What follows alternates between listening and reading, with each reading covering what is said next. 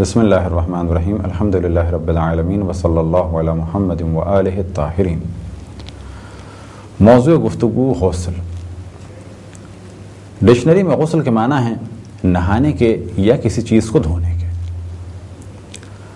لیکن اسلامی اصطلاح میں غسل کے معنی ہیں خاص طریقے سے نہانا اور خاص شرائط کے ساتھ نہانا، اور اس نہانے کے بعد کچھ چیزیں جو پہلے حرام تھیں وہ حلال ہو جائیں گی۔ جس طرح سے لفظ صلاۃ کے معنی دعا کے ہیں، لیکن اسلامی اصطلاح میں جب کہا جاتا ہے صلاۃ تو اس سے معنی فقط دعا کے نہیں لیے جاتے، بلکہ خاص طریقے سے اللہ سبحانہ و تعالیٰ کا ذکر جب کیا جاتا ہے خاص شرائط کے ساتھ تو اس عمل کو کہا جاتا ہے صلاۃ۔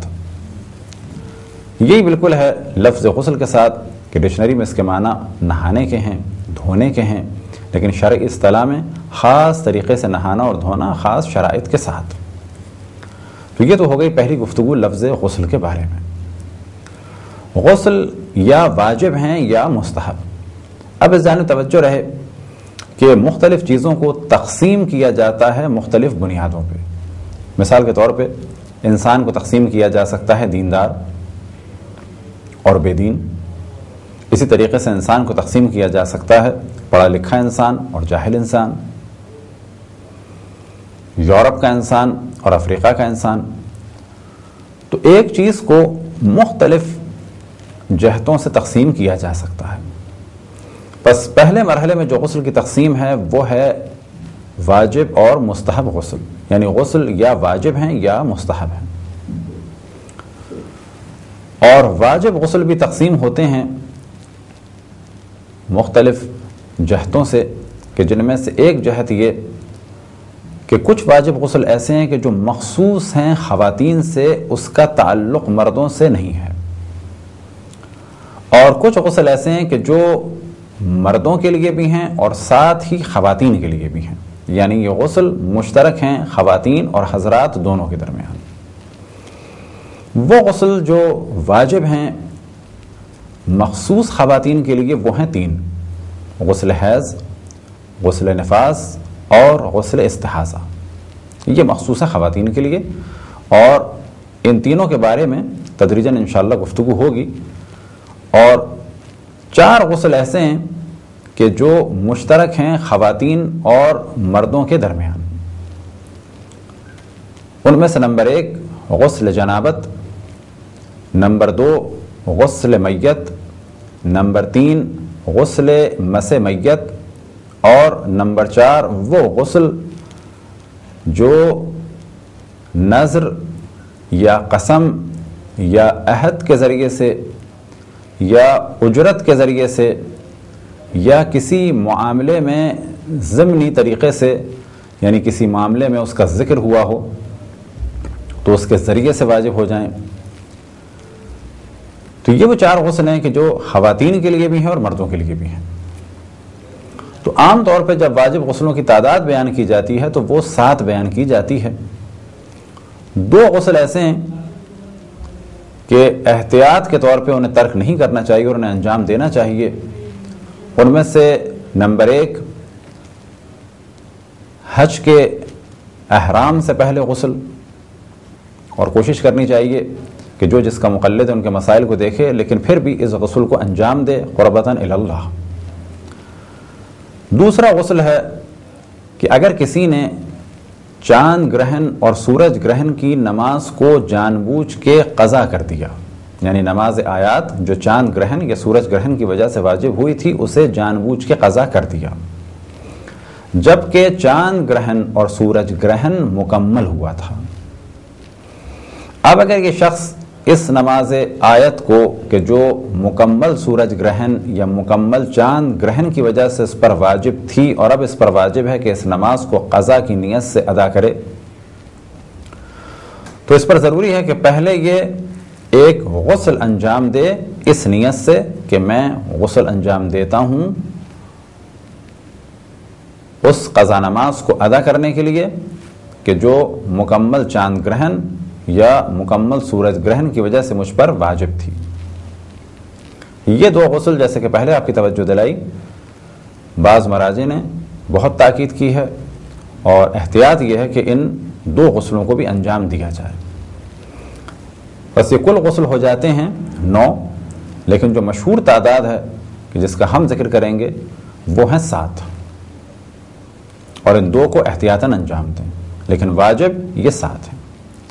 تو پہلی تقسیم بندی تو ہوئی خواتین اور مردوں کو مد نظر رکھتے ہوئے کہ 3 غسل ایسے ہیں جو مخصوص ہیں خواتین کے لیے، اور 4 غسل خواتین اور حضرات دونوں کے درمیان مشترک ہیں، اور اگر ان 2 غسلوں کو کہ جو احتیاطاً انجام دینے چاہیے یہ بھی مشترک غسل ہیں، یعنی یہ خواتین کے لیے بھی ہیں اور ساتھ ہی مردوں کے لیے بھی ہیں۔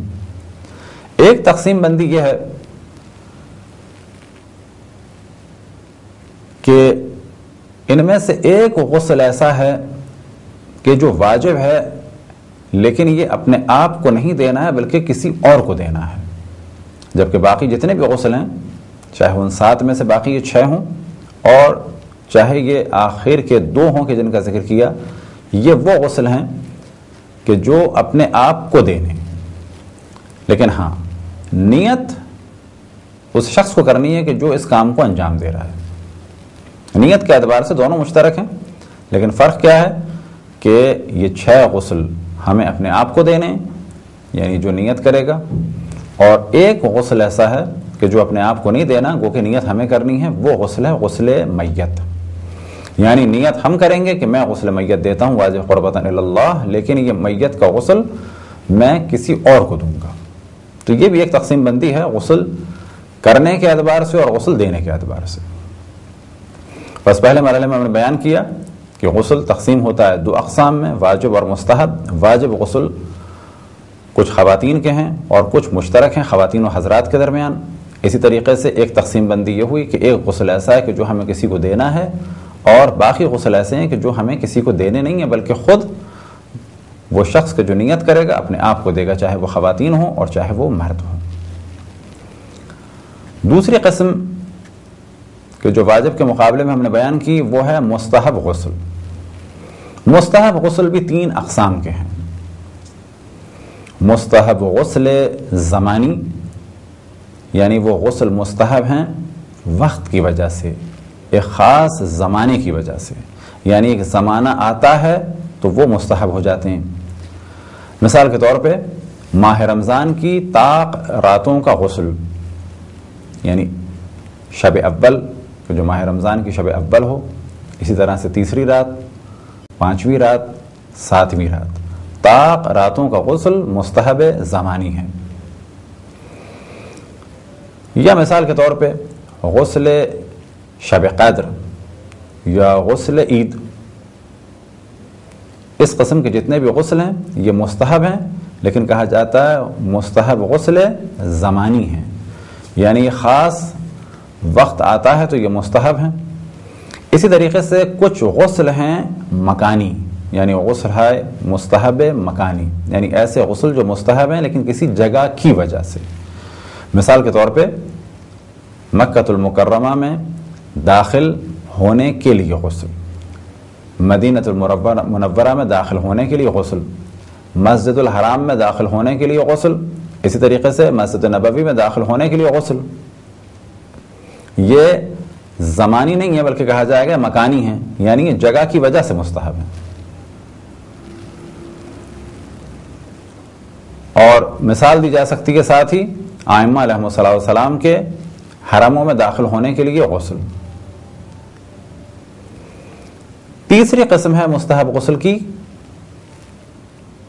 غسل مستحب افعالی، کسی کام کی وجہ سے۔ اب یہ غسل مستحب افعالی بھی 2 اقسام کا ہے۔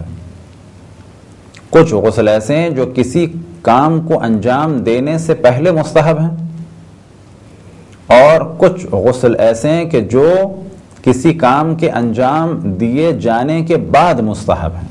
کسی کام کو انجام دینے سے پہلے جو مستحب ہیں انہیں کہا جاتا ہے غسل مستحب افعالی، لیکن کام سے پہلے۔ اس کی مثال فرض کریں کوئی نماز توبہ پڑھنا چاہتا ہے، اس سے پہلے غسل کرے، یا کسی معصوم کی زیارت کرنا چاہتا ہے تو اس سے پہلے غسل کرے. یہ غسل ہے کسی کام کو انجام دینے سے پہلے. دوسری قسم وہ کہ جو کسی کام کو انجام دینے کے بعد کرنا مستحب ہے. مثال کے طور پہ اگر کسی شخص نے کسی کو پھانسی دیتے ہوئے دیکھا تو مستحب ہے کہ اگر کسی نے پھانسی دیتے ہوئے دیکھا تو یہ عمل پہلے ہوا. مستحب ہے کہ بعد میں 1 عدد غسل کرے. بس یہ غسل مستحب افعالی ہے، لیکن کام پہلے ہوا یعنی دیکھا پہلے اور اس غسل کو انجام دیا گیا کام کرنے کے بعد. یہ تھی ایک تقسیم بندی غسل کے عنوان سے. اور باقی گفتگو انشاءاللہ جو واجب غسل ہیں پہلے مرحلے میں ان کے بارے میں ہوگی اور پھر ان کے بعد مستحب غسل کے بارے میں ہوگی. البتہ 3 غسل کا موضوع ایسا ہے کہ جو مخصوص خواتین کے لیے ہے، تو کچھ خواتین کے مسائل بھی انشاءاللہ بیان ہوں گے اگر اللہ سبحانہ و تعالیٰ نے توفیق عطا فرمائی. یہ تھی ایک مختصر گفتگو غسل کے بارے میں. خداوند تبارک و تعالیٰ سے دعا ہے کہ بحق محمد و آل محمد ہمیں اپنے رسول اپنی حجتوں خصوصاً امام زمان علیہ السلام کی معرفت اور اطاعت کی توفیق عطا فرمائے. وصلی اللہ علی محمد و آلہ الطاہرین.